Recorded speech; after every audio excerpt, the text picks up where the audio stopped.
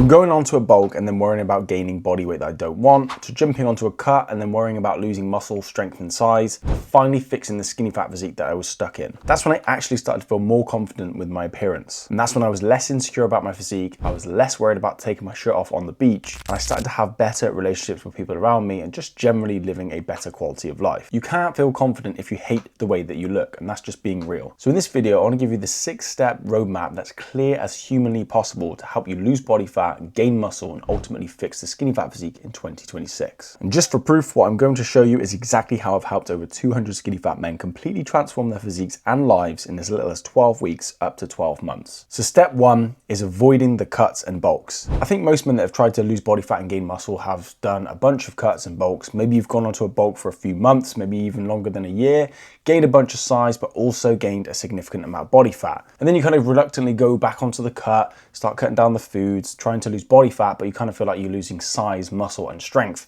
which quite often most guys do. And then when that happens, you kind of panic again and think, right, jump back on the bulk. And you kind of get into what I call the bro cycle, which is just jumping from cuts to bulks and basically gaining and losing the same 10 pounds and ultimately getting nowhere. I've done this for several years and I've helped many people that have been stuck in that bro cycle. You're probably already asking which one should you be doing? Because if you're skinny fat, you don't have the muscle and size that you want, but you probably still have body fat that you dislike. So you're kind of damned if you do and damned if you don't, which is why I'm basically making this video. So of course, if you're thinking, well, if I can't do a bulk or a cut, what should I do? And that takes us on to step number 2, and that is recomposition, or recomp for short. Now, recomp might sound like a cut, okay? I'm gonna be honest with you. If you say, oh, you're gonna cut the calories down and you're gonna lose some body fat, you're probably thinking, oh, well, that sounds like a cut. And that's not too far from the truth. But we need to be very, very specific here. A traditional cut, people think about doing loads of cardio, they drop their calories down massively, and they just try and burn as much as they can to lose the body fat. But what happens when they do this is they go catabolic because they're too low in their calories. Cut's too extreme, it's not sustainable, and they ultimately lose that size and strength that they're trying to keep. Whereas with a recomposition, it's exactly what it says on the tin. We're trying to lose body fat and change it for muscle gain. Now, I want to put a quick disclaimer in here because I do think the fitness industry is full of smoke and mirrors and everyone's promising a ridiculous result. And there's a bunch of people on steroids, TRT, Photoshop, and quite frankly, amazing genetics. And they might say something works for them, and it probably did. But again, it's all about the context. If you're not taking steroids, if you don't have the best genetics and you've been trying for a while and it hasn't been working, then we need to be more precise. So instead of going for a massive calorie deficit that risks losing muscle, strength, and performance, a recomposition is typically when you eat around maintenance calories, or what I would suggest, just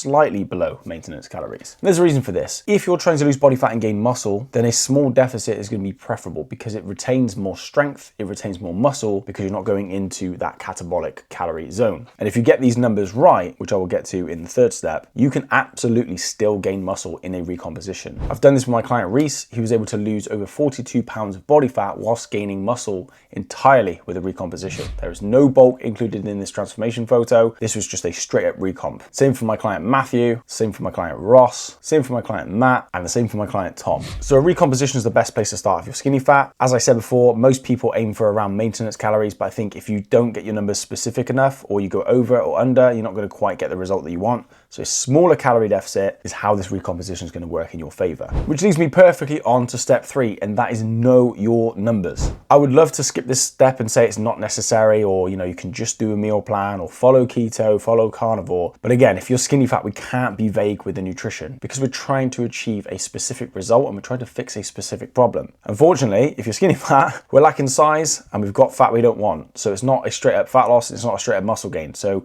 the diet needs to be really precise to fix this in one fatal swoop, especially if you want to avoid being stuck in that bro cycle. So knowing your numbers is vital. Now, this is not a vague video, this is a step-by-step video. So look, I've given you a free nutritional blueprint you can download in the description that will show you how to work out your numbers, how to set them up, how to set up your macronutrient ratios so you know how much carbs, fats, and proteins to eat, when to adjust it, all the stuff that goes into it. That's entirely free, and it's the exact method and system that I use to set up for my clients. Now, once you've got this, you can work out the equation that you need to get your numbers right. I'll use a quick example. If you take 2 people and one person is just guessing their nutrition, they're eating all the vague, popular fitness foods, chicken, broccoli, and rice, Ezekiel bread, cottage cheese, fasting, raw milk, that's a thing. And they're just hoping for the best. And by all accounts, their food isn't even bad, is it? It's pretty good. But they don't know what their calories and macronutrients are. Then you take the exact same person, let's just say it's their twin, so it's the same genetics, same age, all that good stuff. But they're actually tracking, they know their numbers guaranteed. Every day they're hitting the numbers perfect, spot on. Their protein's perfect, the calories are perfect, everything's spot on. Who do you think is going to look better in, say, next 6 weeks, 8 weeks? The guy that's actually tracking and knows his numbers is guaranteed to get the result because it's a mathematical equation. If he's a 500 calorie deficit every single day, times that by the 7 days a week, that's 3,500 calorie deficit that he's guaranteed to have achieved by hitting that target, which means he's going to lose 1 pound of pure body fat. And if his protein's high enough, he might even gain some muscle. Of course, the training is a huge part of that, so I will get to that step shortly. But then the other guy that's been eating the good foods, his calories are all over the place. One day he's over, one day he's under, one day he's about maintenance. It's a little bit sporadic. It's lacking specificity. So ultimately, he might just look the same at the end of it, which is what most of us get stuck doing. And this is where I found myself. I got stuck for about 6 years just looking the exact same. I was training 5 days a week in the gym. I was really pushing myself because it's pretty much the only thing I did outside of school and work. And I was eating chicken, broccoli and rice, down in the mass gainers, having eggs for breakfast, only brown bread, avoiding all the bad carbs as it were. And I just looked the same. I got stronger, I felt better, but I did just look the same. And the reason for that is I just wasn't hitting my numbers. It wasn't specific. As soon as I started tracking and knew exactly what macros and protein to hit and calories, I went from 120 pounds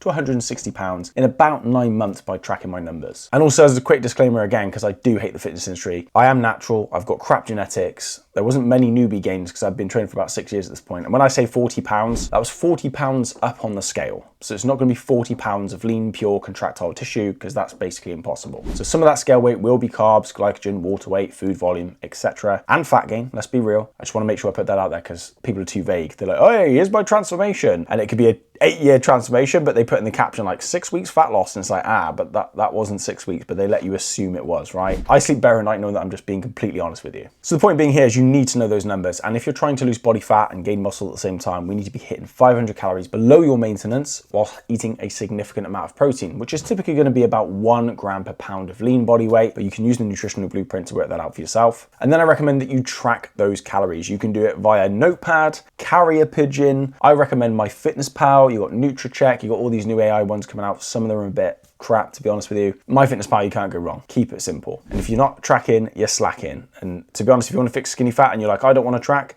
good luck to you because you're probably not going to manage it. However, I will give, I don't like to be too much one size fits all because everyone's different.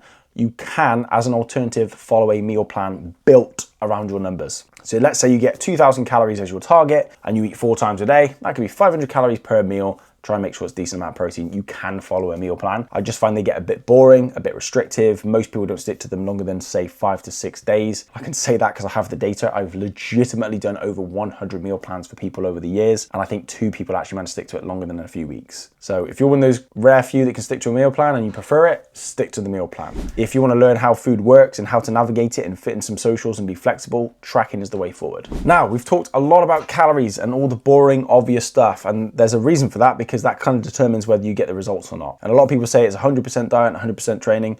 And that's kind of true, but as someone that's helped over 200 skinny fat men lose body fat and gain muscle with busy lives and crazy schedules, I can tell you right now, firsthand from my experience, it's about 80% diet. Training is very important, but you can train all you want. If that diet's just a little bit off, you're not going to get the result. So we need to get those numbers right. Now, of course, step 4, let's talk training. You need to get stronger. So many people want to lose body fat and they start thinking they need to do swimming, go out for walks with the dog, do loads of running, do a high rocks, do a marathon, do all the fat burning classes, get on the spin bike, do all this cool stuff. And look, there's nothing wrong with those things because they're all good for you. It's all healthy. And if you enjoy it, cool, do them. However, that's not going to help you get the physique that you want to build. And I'm sure you've heard the famous swimmer's body fallacy, which simply put means you look at a swimmer, they're jacked and in shape, so you think, if I swim, I'll look like that. But the reality is they've built that physique from being an athlete, not the swimming, 9 times out of 10. And the reason that's important is a lot of dudes on the internet, I'm just gonna say it right now, a lot of these guys will blast steroids, train like a bodybuilder, they do a high rocks and they start saying, hey guys, do a high rocks. And you look at them and go, fucking hell, they look amazing. Let me do a high rocks, I'll look like that. It's not the case. I actually even know a guy who was a coach and he had a mediocre physique, still in great shape, and he did a lot of CrossFit. And even back then I remember thinking to myself, how does he look that good doing CrossFit? Because CrossFit isn't, if you like CrossFit, you probably should just hit dislike. But I was like, well, there's no way he's building a physique like that. And then he retired from the fitness scene. Now he does all this like media marketing. And then he admitted like, yeah, I used to take gear. I used to take steroids. So his physique was built off steroids,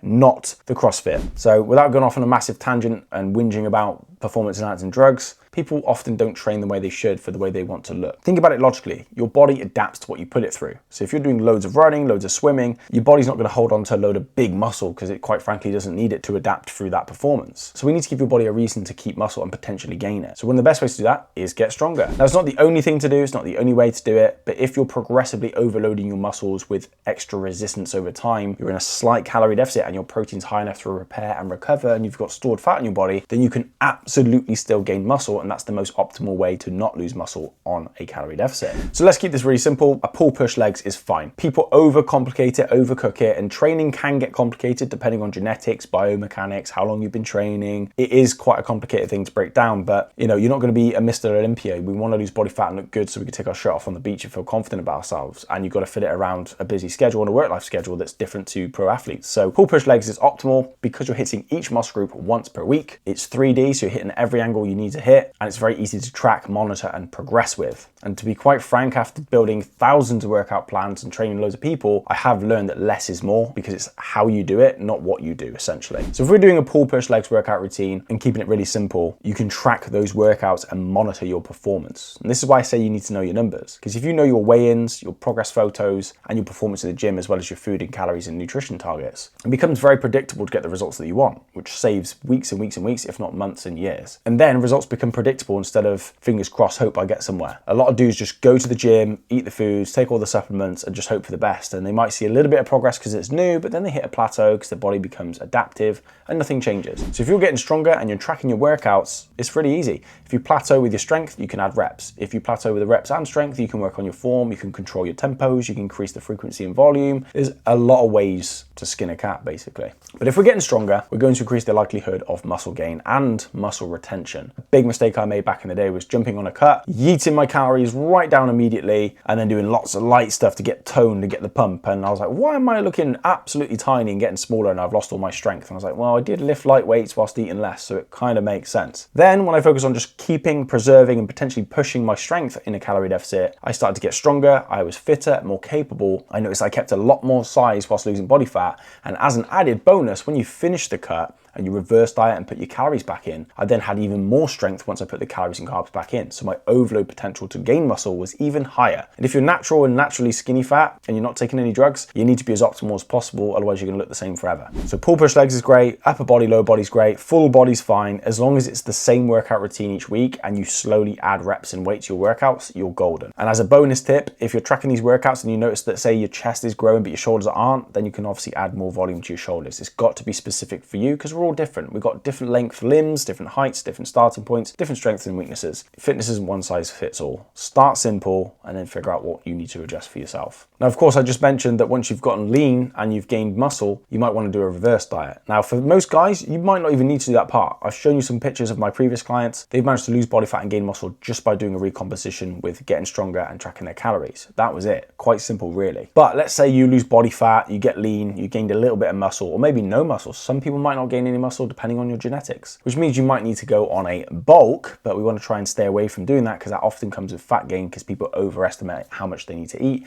and they kind of rush the whole process. So that means we would do what's called a reverse diet. Very obvious, right? Reverse diet. And simply put, we use the nutritional blueprint that you had at the beginning to rework out what your calories are now, because as you change weight, as you gain muscle, as you improve, your maintenance calories changes with that as well. Your BMR, basal metabolic rate, will change. So you want to rework out what your current maintenance is once you've finished your recomposition, and that will give you your maintenance calories. So we want to slowly build up our calories to that target whilst adding reps to the gym. And then that will get you basically to your maintenance. And that was the fastest step 5, right? That was step 5. Then we go into a lean growing phase, which is step 6. And it might sound like a bulk or a lean bulk, and it kind of is, but what people do with bulks normally is they just go, right, I'm bulking, they eat as much food as they can, they eat a load of junk, they go way over on their fats, their cholesterol's through the roof, they start just lifting and getting a pump, and they're not really paying attention, and because their calories are so high, you know, just because you're eating loads of calories and going to the gym doesn't mean it's going to be muscle gain, especially if you're natural. You have to stimulate muscle protein synthesis, you have to overload to give your body a reason to gain more muscle,